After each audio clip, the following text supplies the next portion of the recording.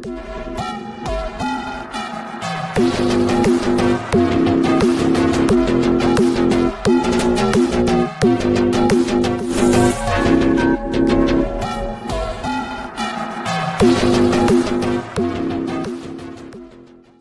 भाई, ये है chapter first, real number, 10th class की मैथ। 10th में हो ना? ठीक है। चलो, एचसीएफ का मतलब बताओ। टॉपिक है अपना क्या है? एचसीएफ। तो पहले तो इसका मतलब बताओ। हाईएस्ट कॉमन फैक्टर का मतलब क्या होता है? किसी भी दो नंबर के फैक्टर निकालने से जो उनमें कॉमन हो तो सबसे बड़ा हो। मतलब मैक्सिमम जितना कॉमन निकल सकता है ना? यानी कि अगर अपन क्या करेंगे, अब सीधी सी बात है, कॉमन निकालना है तो दो ही नंबर में निकाला जाएगा, या दो से ज़्यादा नंबर में निकाल सकते हो, या अकेले नंबर में भी निकाल सकते हो। हाँ, बहुत से लोग बोलते हैं अकेला नंबर दे दे तो पूछते हैं एचसीएफ बताओ। ठीक है ना? तो कॉमन के लिए कम से कम दो नंबर की ज़रूरत होगी, दो या उससे अधिक। ठीक है ना? तो हाईएस्ट कॉमन फैक्टर का मतलब क्या हो गया? आप दो या दो से अधिक नंबर ले लो, दो या दो से अधिक नंबर रहे, और उनसे उनका क्या करना है, नाम क्या बोले यहाँ पे? फैक्टर। कॉमन फैक्टर निकालना है ना? तो फैक्टर का मतलब क्या होता है, पहले तो ये बता दो। फैक्टर, हाँ, मतलब किसी भी संख्या का फैक्टर उसको बोलते हैं जिस भी संख्या से वो डिवाइड हो जाएगा वो सब उसके क्या कहलाएंगे? फैक्टर कहलाएंगे। ठीक है ना? तो हमको क्या करना है, दो नंबर लेने हैं और उन दोनों नंबर के क्या कर निकाल लेने हैं? फैक्टर। अब उन दोनों नंबर में से मैक्सिमम नंबर जितना कॉमन आ जाए उसके फैक्टर में से, मैक्सिमम, अधिकतम जितना कॉमन निकल जाए, वही क्या कहलाएगा? उसका हाईएस्ट कॉमन फैक्टर। आई बात समझ में? अब जैसे मान लो एक छोटा सा एग्जांपल अपन लेके इसको क्या करते हैं, समझते हैं, नॉर्मल है। मान लो अपने को किसका निकालना है? एचसीएफ 6 एंड 8 का। किसका निकालना है? तो पहले तो जो आप मतलब समझो, पहले उस मतलब से इसको कॉन्सेप्ट क्लियर करो। 6 जो है इसका फैक्टर पहले बताओ क्या है? 1, 2, 3। 8 का फैक्टराइज करना है, पता है ना? ठीक है, इसका बताओ। 1, 2, 4, या फिर 2 और एक और 2, यही ना होगा? ठीक है ना? 1 का तो कोई ज़्यादा वो है नहीं। तो अब चलो, अब इसमें से अगर हम कॉमन निकालते हैं तो मैक्सिमम हमारा कितना कॉमन निकल सकता है? एक कॉमन ये निकला, तो अब इससे ज़्यादा इसमें से कुछ कॉमन निकल सकते हैं? 1 को भी आप ले सकते हो गया, तो मैक्सिमम इतने ही निकलेंगे ना? तो ये जितना मैक्सिमम आपका कॉमन निकल रहा है, तो इसी को आप क्या बोलोगे? H C F. तो क्या क्या निकला? 1 और 2। इसका मतलब इसका एच सी एफ कितना हो गया? 2 हो गया। आया समझ में? ठीक ना? तो इसी एच सी एफ को इसी की जगह ऐसे बड़े नंबर दे देगा और उसको बोला जाएगा यूक्लिड डिवीजन लेमा मेथड से क्या करना है? निकालना है। ये तो अपन कौन सा वाले, ये फैक्टराइजेशन मेथड बोलते हैं इसको, कि जितने भी नंबर हैं उनका फैक्टर कर दो, निकाल लो, और फिर उसमें से जितने कॉमन निकलते जाएं उनको क्या करते जाओ? निकालते जाओ।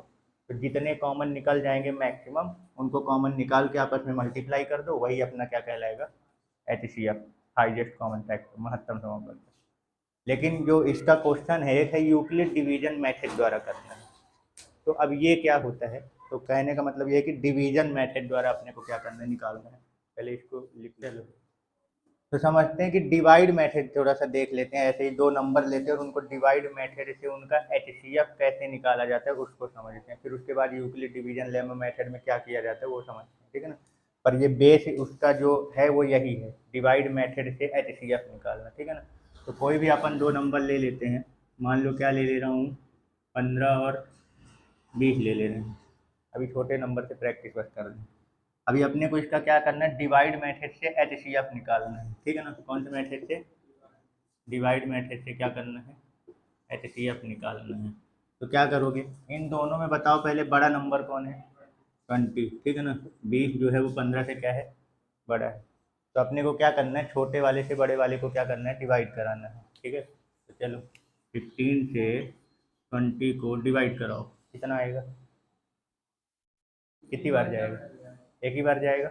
15 वन जा 15, 10 में से 5 माइनस करो, ये कट गया, 5 आया। ठीक है ना? अभी इसका रिमाइंडर 0 है क्या, तो अपने को अब आगे डिवाइड क्या करना है, बढ़ाना है। लेकिन अब इसके आगे अब किसको लिखना है, ये जिससे पिछली बार डिवाइड किए थे उसको लिखना है। ये मेथड है, ध्यान रखना, ठीक है ना। यानी कि पहले अपन डिवाइड किए, लास्ट में जो रिमाइंडर आया, अगर वो रिमाइंडर यानी जो अपना शेषफल है वो अगर 0 नहीं आता है तो आगे इसको डिवाइड कैसे बढ़ाना है, तो यहाँ डिवाइड का ये चिन्ह लगा के अब फिर इसके अंदर किसको लिखोगे, पिछली बार जिस संख्या से डिवाइड किए थे उसको। तो इसको यहाँ रखो, अब डिवाइड करो, 3 बार में चला जाएगा, 5 3 जा 15, इसका रिमाइंडर कितना हो गया, 0। तो लास्ट जो जो अपना रिमाइंडर जहाँ पे 0 हो जाएगा, तो लास्ट बार आपने जिससे क्या किया है, डिवाइड किया है, यही आपका क्या कहलाएगा, एचसीएफ, लास्ट डिवाइडर, अंतिम भाजक जो हमारा है, ठीक है ना, वही हमारा क्या कहलाएगा, इसका एचसीएफ, 15 और 20 का एचसीएफ कहलाएगा। कितना है, 5। आया समझ में, पहले बताओ, कोई दिक्कत। चलो एक और एग्जांपल समझते हैं। मान लो कि किसको ले लेते हैं, दूसरा एग्जांपल ले लेते हैं। मान लो अपन क्या ले लिए, 120 और 16, ठीक है ना, इसको करते हैं। तो चलो बताओ, नहीं ये तो ऐसे चला जाएगा, दूसरा नंबर लो, 18 ले लेते हैं, हो गया। कितना ले लिए, 18, ठीक है ना। अब इसका मान लो हमें एचसीएफ पता करना है, कौन से मेथड से, डिवाइड मेथड। तो पहले क्या करो, देखो इन दोनों में कौन बड़ा और कौन छोटा है। 120 क्या है, बड़ा है 18 से, तो किससे डिवाइड करोगे, 18 से 120 को। चलो डिवाइड करो, कितनी बार जाएगा ये,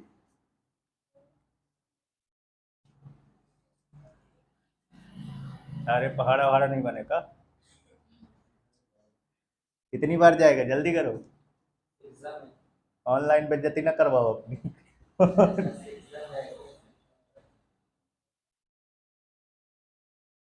18 पंटे कितना होता है, 90, 18 छंग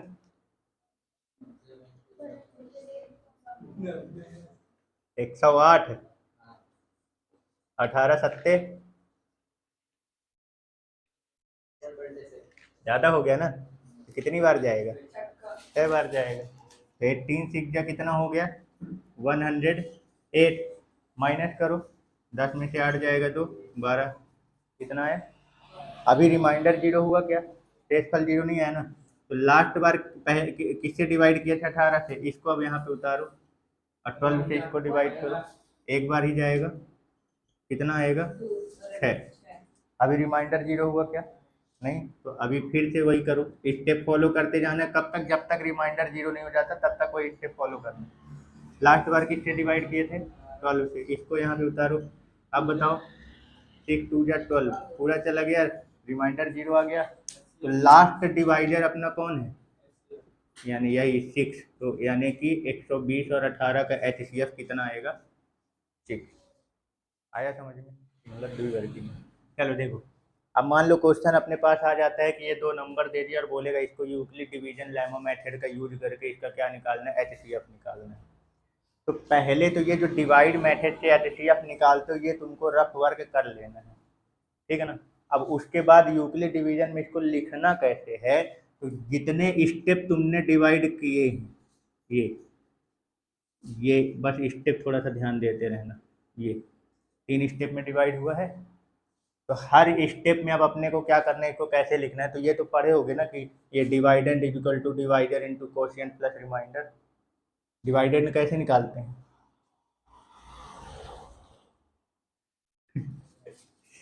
अच्छा ये बताओ डिवाइडेंड किसको बोलते हैं, dividend is equal to divider plus sorry multiply quotient plus remainder, ये होता है। देखो भाई ये नंबर है, इसको 18 से डिवाइड किए थे तो कितनी बार डिवाइड किया, 16 बार, 18 इंटू 16 अब प्लस, सॉरी मतलब 6, 18 इंटू 6 अब प्लस जो रिमाइंडर बचा उसको ऐड कर देंगे, एक्स्ट्रा जो बचा, तो कुल मिला के यही ना आ जाएगा 120। तो ये यूक्लिड डिवीजन में अपने को यही वाला क्या है, स्टेप क्या करते जाना है, फॉलो करते जाना है। तो कितने स्टेप आपने डिवाइड किए हैं, 3 स्टेप में। तो देखो पहले लिखना क्या है, इसमें अपन ने कौन से 2 नंबर लिए थे, 120 और 18, तो इसमें पहले वही लिख लो कि 120 जो है वो 18 से क्या है, बड़ा है। और यहाँ पे आपको लिखना है apply the Euclid division lemma method, उसको अप्लाई करना है, ठीक है ना। हाँ, अब फिर उसके बाद अप्लाई करके क्या करना है, ये या लिखना है। तो यहाँ पे बताओ अपना ये फर्स्ट वाला जो आप स्टेप फॉलो किए डिवाइड, इसमें डिवाइडेंड कौन है 120, भाजक भाज्य कौन है अपना ये 120 है ना। तो यहाँ पे लिखो 120 इक्वल टू, डिवाइडर कौन है, किससे डिवाइड किए थे 18 से, 18 इंटू कोशियंट मतलब कितनी बार डिवाइड किया 6 बार, अब प्लस रिमाइंडर कितना है 12। अब अगला स्टेप हमको फिर से इसमें करना पड़ गया, क्यों, क्योंकि हमारा जो रिमाइंडर है वो 0 नहीं आया है। तो यहाँ पे आपको थोड़ा एक स्टेप आगे बढ़ाना है, 12 इज नॉट इक्वल टू 0, मतलब रिमाइंडर जो है हमारा 0 के बराबर नहीं आया है। इसका मतलब अभी अपने को इसको स्टेप और आगे बढ़ाना है। तो अब स्टेप बढ़ाओगे तो लास्ट रिमाइंडर जो आया था उससे डिवाइड करोगे किसको, जिससे पिछली बार डिवाइड किए थे उसको लिख दिए। तो अब ये हमारा क्या बन गया, डिवाइडेंड बन गया, ये डिवाइडर हो गया, ये कोशिएंट और ये रिमाइंडर। तो इस बार फिर अब इस बार आप कौन से दो नंबर को लेकर डिवाइड वाला पैटर्न कर रहे हो, 12 और 18 को, यानी कि आप ये जो रिमाइंडर बचा और लास्ट बार जिससे डिवाइड किए, तो 18 और 12 में दोनों में कौन बड़ा है 18 है ना। तो फिर से यही स्टेप अब फिर से फॉलो करना। अब यहाँ पे फिर से आपको लिखना है कि अब इन दो नंबर में अपने को यूक्लिड डिवीजन लेमा मेथड को क्या करना है, फॉलो करना है। अब इस स्टेप को लेके फॉलो करोगे तो अब ये वाला जो स्टेप आपका तैयार हुआ था इसमें फिर से यही लिखो। तो इस बार अपना डिवाइडेंड कितना है 18 equal to divider 12 into quotient 1 और रिमाइंडर 6। अभी भी रिमाइंडर 0 नहीं आया, तो फिर से यहाँ लिखो 6 इज नॉट इक्वल टू 0। तो जब रिमाइंडर अभी अपना 0 नहीं आया तो लास्ट बार किससे डिवाइड किए थे 12 से, और रिमाइंडर कितना आया था। अब इन दोनों पे अपने को यूक्लिड डिवीजन का मेथड क्या करना है, अप्लाई करना है। तो अब अगला स्टेप बनाओगे इन दोनों के लिए, तो 12 और 6 के लिए, तो इसमें 12 बड़ा है 6 से, यहाँ पे लिख लेना है apply the Euclid division lemma method. अब इन दोनों का ये डिवाइड किए हो तो ये वाला स्टेप उठा के अब यहाँ करो। तो इस बार डिवाइडेंड कितना है 12, ये लिखोगे, कोशिएंट कितना है 6, सॉरी डिवाइडर 6, और कोशिएंट कितना आया 2, प्लस रिमाइंडर कितना आया 0। अब यहाँ पे अपना रिमाइंडर कितना आ गया 0 है ना। जहाँ रिमाइंडर 0 आ जाएगा वहाँ अपना स्टेप क्या हो जाएगा, खत्म। और लास्ट बार जिससे डिवाइड किए थे वही अपना क्या कहलाएगा, एचसीएफ। तो आगे लाइन में आपको लिखना है क्या, लास्ट डिवाइडर, क्या लिखना है, लास्ट डिवाइडर इक्वल टू क्या है 6, इसलिए यही अपना क्या कहलाएगा, एचसीएफ ऑफ किसका 120 एंड 18 का एचसीएफ क्या बन जाएगा 6। ये अपना आंसर आ गया समझ में कि कैसे स्टेप फॉलो करना है, कोई दिक्कत, ठीक है।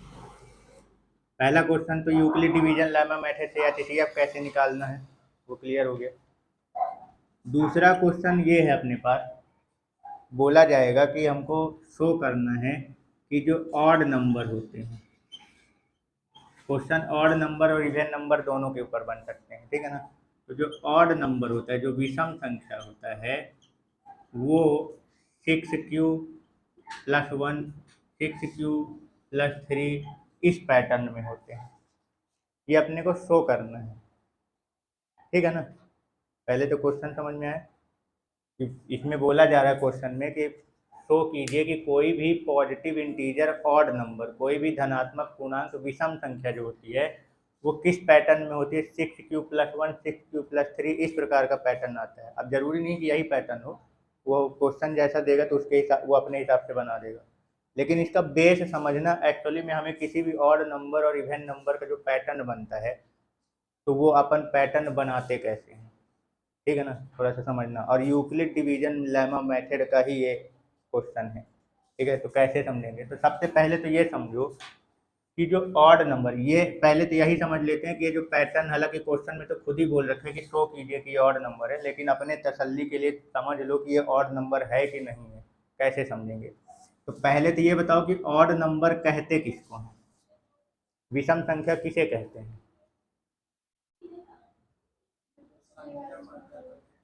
ऑड नंबर किसे कहते हैं, थोड़ा तेज से बोलो।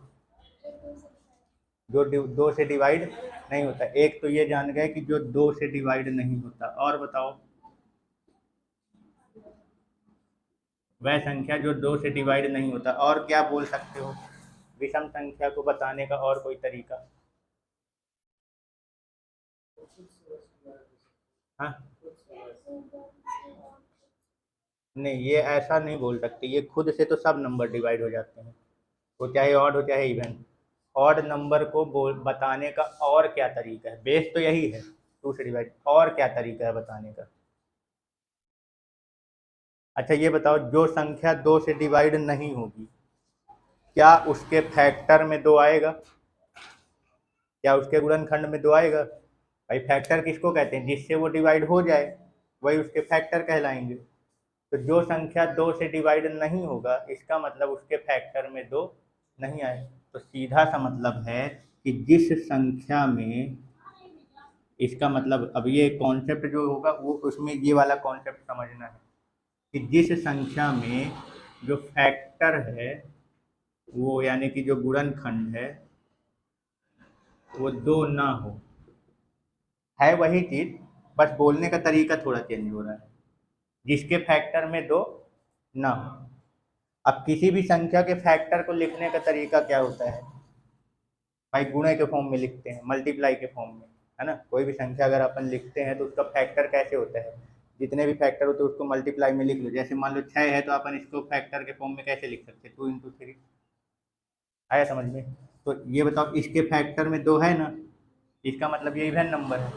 लेकिन अगर मान लो मैंने लिखा क्या, 81 लिख दे रहे हैं, क्या लिख रहे हैं अपन?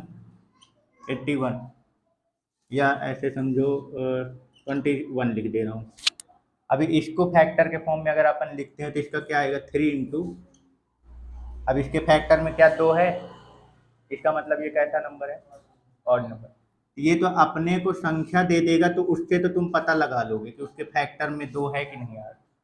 लेकिन अगर अपने पास इक्वेशन दे दे, समीकरण, उससे कैसे पता करोगे कि वो समीकरण ऑड नंबर का है कि इवन नंबर का है? तो वो समझो।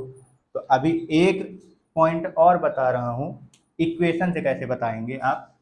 तो जिस इक्वेशन में, जिस समीकरण में 2 कॉमन निकल जाए, क्या 2 कॉमन निकल जाए, तो वो कैसा नंबर मानोगे? उस इक्वेशन को क्या मानोगे?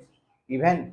और जिस इक्वेशन से 2 कॉमन ना निकलेगा वो ऑड कहलाएगा। तो इक्वेशन को कैसे बताएंगे, इस पैटर्न को ध्यान रखना थोड़ा सा।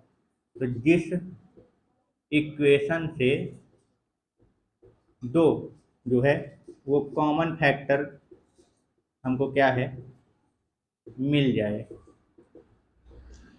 तो वो कैसा नंबर होगा? अगर मिल जाएगा तो कैसा नंबर होगा वो? इवन, यानी सम संख्या होगा। और अगर जिस इक्वेशन से 2 कॉमन फैक्टर के रूप में नहीं निकल रहा है तो वो कैसा नंबर कहलाएगा? और तो जरा ये बताओ, 6q+1 में क्या तुम 2 कॉमन निकाल पाओगे? इसमें से 2 कॉमन निकल पाएगा क्या? जब इसके फैक्टर में 2 नहीं निकल पा रहा, इसका मतलब ये कैसा नंबर? इसमें निकाल पाओगे? 6q+3 में 2 कॉमन निकाल पाओगे? नहीं निकल रहा है ना, इसका मतलब ये भी कैसा है? Odd number. अब एक इक्वेशन लिख रहा हूँ, 6q+4, इसमें 2 कॉमन निकाल लोगे ना भाई? 2 कॉमन इसमें निकल जाएगा, 3q+2 बचेगा। तो इसका हमने ये क्या कर दिया, फैक्टराइज कर दिया। हमने इसको क्या कर दिया, और इसके फैक्टर में देखो 2 आ रहा है, इसका मतलब ये वाला इक्वेशन जो है वो किस नंबर का है? इवन नंबर का, सम संख्या का। कितना समझ में आया? ये इस क्वेश्चन को शो जब हमको करना होगा, उसका ये जितना बताएं ये उसका बेस है। ये चीज़ दिमाग में चढ़ा लो, ये समझ में आ जाएगा। तो आप जब क्वेश्चन करेंगे तो उसमें ये सारी चीज़ें क्लियर हो जाएंगी कि इसको कैसे शो करना है। समझ में आया? ठीक है, तो पहले तो इसको चलो, इस क्वेश्चन को समझने के लिए एक छोटा सा कॉन्सेप्ट और समझो, ठीक है ना। मान लो कि हमारे पास कोई संख्या है, ए मान लेता हूँ उस संख्या को। अब ये कितना है यहाँ पे हमको नहीं पता है, पर ये कोई पॉजिटिव इंटीजर नंबर है, कोई धनात्मक पूर्णांक संख्या है, ए हमने मान ली। अब मैं इसको क्या कर रहा हूँ, 6 से डिवाइड कर रहा हूँ। किससे डिवाइड कर रहा हूँ? तो ये कितनी बार डिवाइड जाएगा क्या ये पता चलेगा? भाई जब हमको अंदर वाला नंबर ही नहीं पता है तो कितनी बार डिवाइड जाएगा ये थोड़ी पता है। मैं मान लेता हूँ कि ये कितनी बार डिवाइड गया, क्यू बार डिवाइड गया। कितनी बार गया, क्यू बार डिवाइड गया। अब ये डिवाइड होके मान लो लास्ट में रिमाइंडर जो है वो इसका कितना आ गया, आर। यहाँ पे कोई डाउट है अभी, पहले ये समझ में आया, ठीक है ना। ये चीज़ अपने को नहीं पता है, तो कितनी बार डिवाइड जाएगा ये भी अपने को नहीं पता है। और रिमाइंडर कितना आएगा मैंने मान लिया आर, ठीक है ना।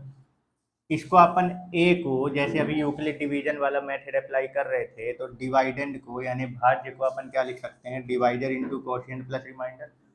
भाज्य बराबर भाजक गुणे भागफल प्लस शेषफल। तो पैटर्न क्या बनेगा इसका, A equal to 6 into Q plus. अब बात ये आती है इस आर के बारे में। ये बताओ, हमें ये अंदर वाला नंबर चाहे पता हो चाहे ना पता हो, पर हम जिससे डिवाइड कर रहे हैं उससे ये देख के तो तुम बता सकते हो ना कि इसका रिमाइंडर कितना आ सकता है। रिमाइंडर ये बताओ कि आता कब है। पहले तो ये बताओ कि किसी भी नंबर से अगर आप डिवाइड करते हो किसी को, तो रिमाइंडर आता क्यों है, शेषफल बचता क्यों है। जब कट नहीं पाता या डिवाइड जब नहीं जा पाता। और डिवाइड कब नहीं जा पाएगा, जिससे आप डिवाइड कर रहे हो, जो यहाँ संख्या आएगी अगर वो इससे छोटी हो गई तो डिवाइड नहीं जा पाएगा। अगर बड़ी हुई तो कम से कम एक बार तो चला ही जाएगा। जाना कहाँ से बंद होगा, जहाँ से जिसको डिवाइड कर रहे हो उसकी संख्या जिससे डिवाइड कर रहे हो उससे क्या हो जाएगी, छोटी। तो इसका मतलब रिमाइंडर जो आएगा वो इस जिससे भाग कर रहे हो उससे छोटा ही आएगा, उससे बड़ा तो आएगा नहीं, ठीक है ना। तो इसका मतलब हम रिमाइंडर में क्या बोल सकते हो, मान लो पूरा पूरा डिवाइड चला गया तो रिमाइंडर कितना आ सकता है, 0 आ सकता है। और कितना आ सकता है, 6 से डिवाइड कर रहे हो तो 1 भी आ सकता है, 2 भी आ सकता है, 3 भी, 4 भी, 5 भी, क्योंकि 6 से छोटी संख्याएं इतनी हैं, इनमें से कोई भी आ सकता है।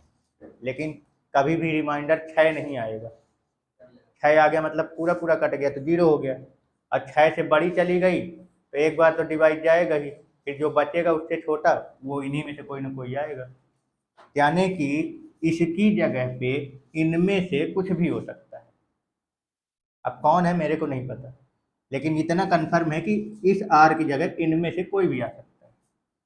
यहाँ तक कोई डाउट, तो ध्यान रखना रिमाइंडर जो होता है, यहाँ पे लिख रहा हूँ, ये रिमाइंडर जो होगा वो 0 से लेकर कहाँ तक होगा, 6, जिससे डिवाइड कर रहे हो उससे छोटा। इसमें बराबर नहीं लगा है, मैं ध्यान ध्यान दे लेना। मैंने यहाँ पे 0 वाले में क्या लगाया है, greater than and equal to, but जिससे डिवाइड कर रहे हो उसमें लेस देन ही लगा हुआ है, इक्वल टू नहीं लगा है। क्योंकि रिमाइंडर में अपना जिससे भाग करते हैं उसके बराबर नहीं आता, उससे छोटा ही आएगा। और 0 आ सकता है इसलिए बराबर लगा, ठीक है ना। कोई डाउट यहाँ पे, चलो। अब ये जो आप इक्वेशन बनाए हो इस संख्या का ए इक्वल टू, ये कोई पॉजिटिव इंटीजर नंबर है, कोई धनात्मक पूर्णांक संख्या, उसका हमने इक्वेशन क्या बना लिया, 6q प्लस आर। अब अपने को पता है इतने में से कुछ भी आ सकता है, तो अगर मान लो हमारा रिमाइंडर हम मान लेते हैं कि आर इक्वल टू कितना आता है, 0, तो हमारी संख्या क्या बनेगी, ए इक्वल टू क्या आएगा, आर की जगह 0 रख देंगे तो 6q। यहाँ तक कोई डाउट। अब ये क्वेश्चन किसके ऊपर बना है, ऑड इवन, ऑड और इवन नंबर के ऊपर क्वेश्चन बना। तो ऑड और इवन के नंबर के ऊपर जब भी क्वेश्चन बनेगा तो हमारा टारगेट क्या रहेगा, 2 कॉमन फैक्टर निकालना। वो देखना है कि 2 कॉमन फैक्टर निकल रहा कि नहीं निकल रहा। तो ये बताओ इसमें से 2 कॉमन फैक्टर निकल रहा कि नहीं निकल रहा, 2 फैक्टर के रूप में निकाल पाओगे कि नहीं बना पाओगे। नहीं, ये 6 है, इसको 2 इंटू 3 क्यों नहीं लिख सकते, निकल तो रहा है इसके फैक्टर में 2। और जिसके फैक्टर में 2 आता है, जिसके गुणनखंड में 2 आता है, वो कैसी संख्या होती है, इवन। इसका मतलब 6q कैसा नंबर है, इवन नंबर है। अगला रिमाइंडर उठाओ 1, अगर हमारा रिमाइंडर क्या होगा, 1 आता है, तो पैटर्न अब ए इक्वल टू क्या बनेगा, संख्या क्या बनेगी, ए इक्वल टू आर की जगह 1 रखेंगे, 6q प्लस 1। अब जरा ये बताओ इससे क्या 2 कॉमन निकाल पाओगे, जब नहीं निकाल पाएंगे तो इसका मतलब ये कि कौन सा नंबर है, ऑड नंबर है, यानी कि विषम संख्या का इक्वेशन है। आया समझ में, एक पैटर्न प्रूफ हो गया ना, 6q प्लस 1 विषम संख्या है।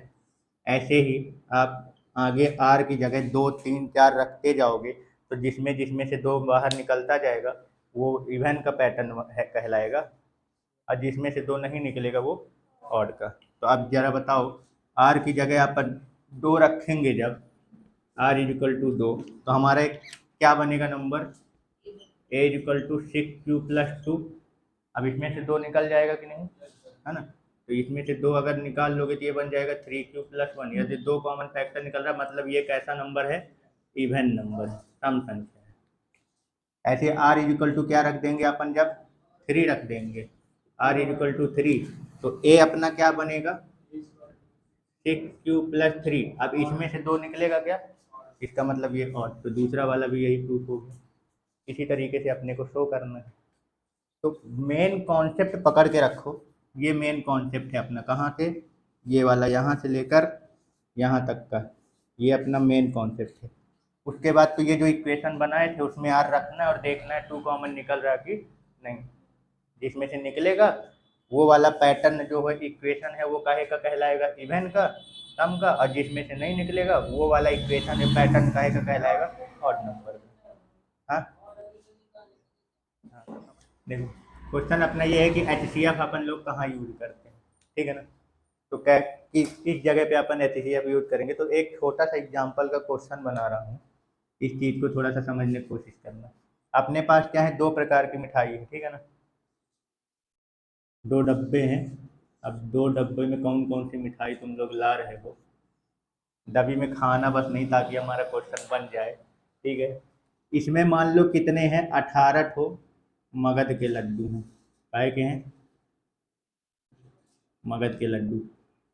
और एक दूसरा डब्बा है जिसमें हमारे पास कितने हैं, 12 ठो क्या है, छेना के रसगुल्ला।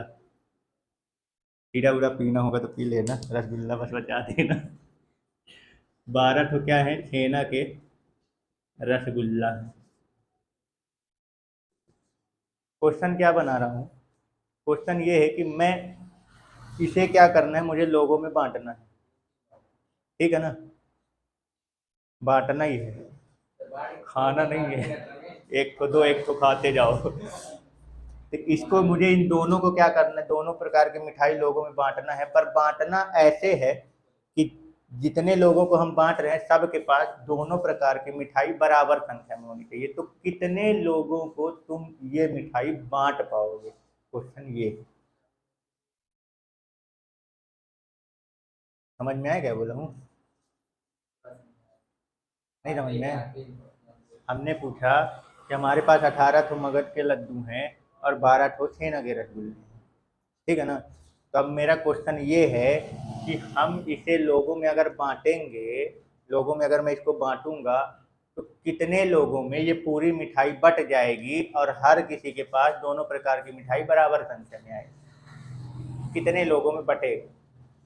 आंसर क्या निकालना है, कितने लोगों में ये पूरी मिठाई बट जाएगी और हर किसी के पास दोनों प्रकार की मिठाई बराबर बराबर जाएगी।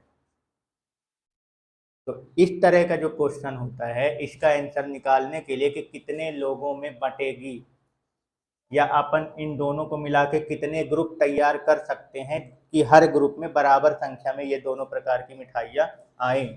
तो इस तरह के क्वेश्चन को करने के लिए क्या करते हैं, HCF। तो इन दोनों का अगर आप HCF निकालोगे, इन दोनों का अगर HCF निकालेंगे तो जो HCF आता है वो क्या बताता है, इन दोनों का जो HCF आएगा, जैसे 18 और 12 का तुम HCF निकालोगे तो कितना आएगा बताओ, 18 और 12 का HCF कितना आएगा, 6 आ रहा है ना, इन दोनों का HCF 6 आएगा। तो ये 6 क्या बता रहा है, 6। हाँ, मतलब कि मिठाइयाँ जो बांटनी है हमको वो 6 ग्रुप में बांटना है, तब जाके बराबर बराबर। अब तुमसे ये पूछ, अब HCF ये बताता है, ग्रुप बताता है कि ये कितने लोगों में बराबर बराबर बटेगा, हर किसी के पास कितना जा रहा है वो तो तुमको आगे दिमाग लगा के निकालना पड़ेगा, बट HCF आंसर किस चीज़ का बता रहा है कि कितने लोगों में, यानी कितने ग्रुप में ये जाके क्या होगा, पूरा बट जाएगा। अब जब अपने को ये पता चल गया कि 6 ग्रुप में बटेगा तो हर प्रकार की मिठाई को 6 से डिवाइड कर दो तो पता चल जाएगा हर एक के पास कितनी कितनी मिठाइयाँ जाएंगी। तो हाँ एलसीएम के लिए होता है ना। तो इसको अब जब पता चल गया कि 6 लोगों में बटेगा, तो अब कितने कितने हर किसी के पास मिठाई दोनों प्रकार की जाएंगी, कैसे पता करो, 6 से डिवाइड कर लो। तो इसका कितना आया 3, और इसको 6 से डिवाइड करोगे तो कितना आएगा 2। मतलब एक ग्रुप में 3 ठो लड्डू जाएंगे और 2 ठो रसगुल्ला। ऐसे करके जब आप क्या करोगे, बांटोगे, तो 6 लोगों में बराबर पूरा बच जाएगा, खत्म भी हो जाएगा। आ गया समझ में कि एचसीएफ कहाँ निकालते हैं? कोई डाउट है? ठीक है ना, इतना क्लियर हो गया। तो यानी कहने का मतलब ये है कि 2 अलग अलग प्रकार की संख्या। अब ये जो है हमने एग्जाम्पल मिठाई का लिया है, ये 2 एग्जाम्पल किसी भी चीज़ के ऊपर बनाई जा सकती है, और उसका टारगेट यही रहेगा इन दोनों से हम कितने ग्रुप तैयार कर सकते हैं। तो उसका आंसर कहाँ है? एचसीएफ। आपको क्या निकालना है? एचसीएफ। और अगर ये भी पूछ ले कि हर एक ग्रुप में कितने कितने लोग शामिल होंगे, ये जिसके भी ऊपर क्वेश्चन बनेगा, तो जितने एचसीएफ आएगा उससे दोनों को क्या कर लेना, डिवाइड कर देना। तो हर एक ग्रुप से कितने मेंबर या कितनी संख्याएं निकलेंगी वो पता चल जाएगा। ठीक है, कोई डाउट?